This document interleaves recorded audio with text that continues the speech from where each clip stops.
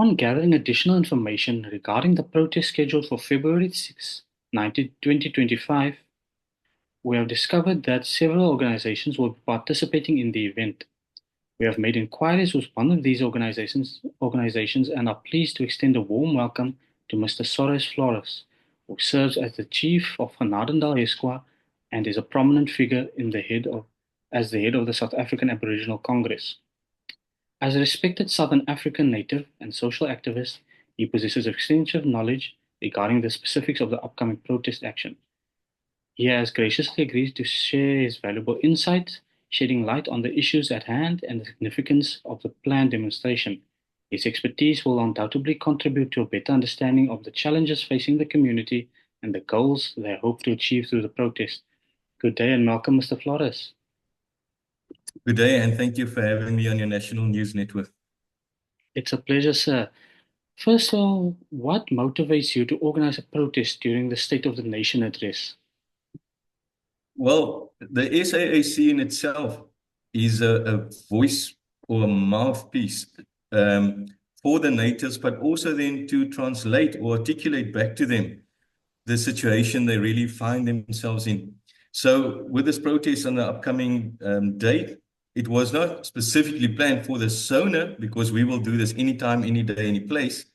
But it coincides with the SONA, and for that reason, we think we would want the state to take the message from there to say, like, listen, one of the key issues they should take from there is the people are telling them they need to look at their constitutional violations, they need to re-look at the expropriation plans, etc.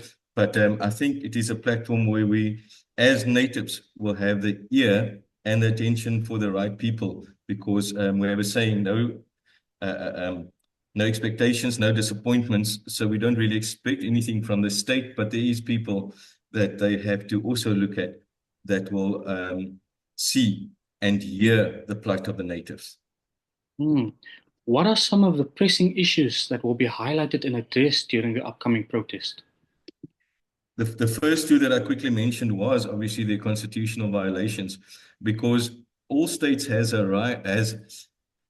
signed treaties to uphold that should protect the rights of the natives.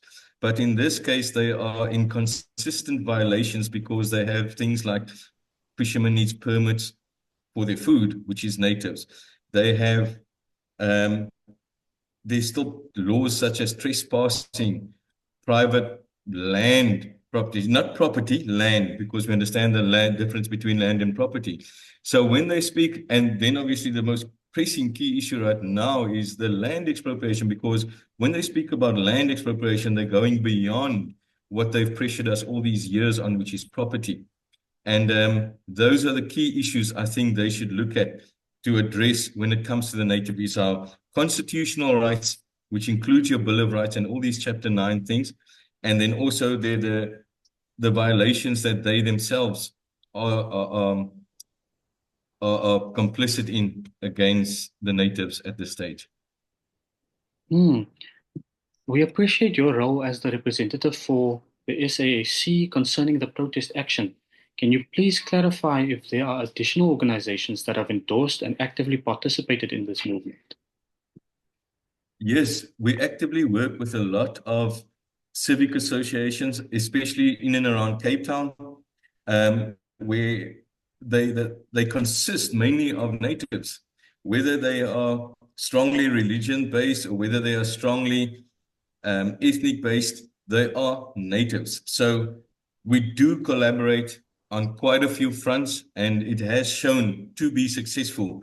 And also, I want to highlight here that we are not around to make people doubt or question all belief systems, but rather to collaborate and collate so everyone can understand the plight of the natives.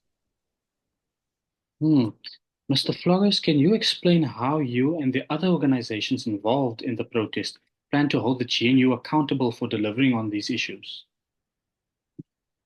Okay. As I said earlier, no expectations, no disappointments, because we also have another fundamental belief that the problem can't be part of the solution. And our take on GNU is that GNU to us means that political party, obviously in what they call a sectorial nation state, the political party who won will not get the chance to govern or rule, because the ones that lost will now GNU, and they will then override whatever needs to come, or whatever needs to be done. So that is basically our point on the GNU and governments in general, that, as we said, the problem can't be part of the solution.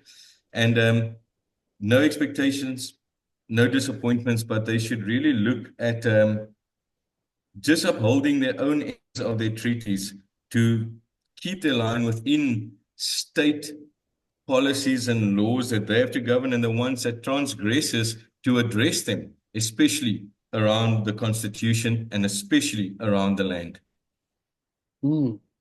Why should South African citizens participate in this protest? Well, to it short there, South African citizen is generally people, if you have to talk, if you have to articulate the pure definition of the word, a South African citizen is someone who totally lost or given up their ethnicity. And with us in South Africa, it has become a phenomenon at birth, where your parents unknowingly gives up that right for you. So when we go to talk about why South African citizens, we should maybe say, why should the natives, or why should the Aboriginal people, or why should anyone that feel they're oppressed take part in this? Because even for the South African citizens, the management of their policies was horrendous. They have currently still race-based policies. If anyone thinks they are out of apartheid, then they must look at a policy called BEE that is based on race, that excludes people in their own areas to police themselves, to heal themselves, to educate themselves. And for that reason, South African citizens cannot stand like ostriches with their heads in the sand. They have to participate to authentically say they live with a clean conscience and equal. Could you share some insights on what we can expect after the protest action wraps up? Are there any programs that will be utilized to further the goals of the protest? Yes, absolutely. At the moment, we've got a couple of programs running. We've got issues dealing and focusing on your constitutional stuff. Then we got some programs that focuses on the Bill of Rights.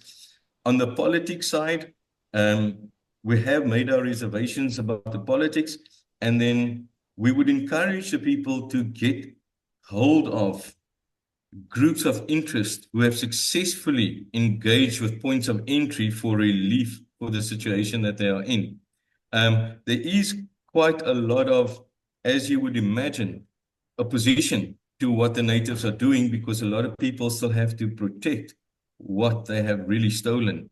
For those interested in becoming actively involved, how can they become part of this movement?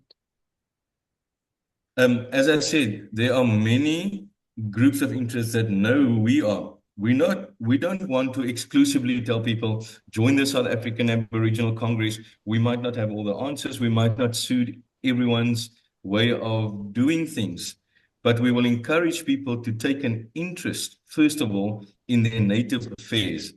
Then join the appropriate groups of interest, so they can get the right guidance and the right information when they need it. We sincerely appreciate you taking the time out of your busy schedule to meet with us for this important discussion. Your insights and perspectives are invaluable to our understanding of the issues at hand. As you prepare for the upcoming protest, National Citizen News and Media extends its best wishes for your efforts. We hope that your message resonates with the community and fosters meaningful dialogue. If you would like to see more National Citizen News and Media content, visit nationalcitizen.co.za.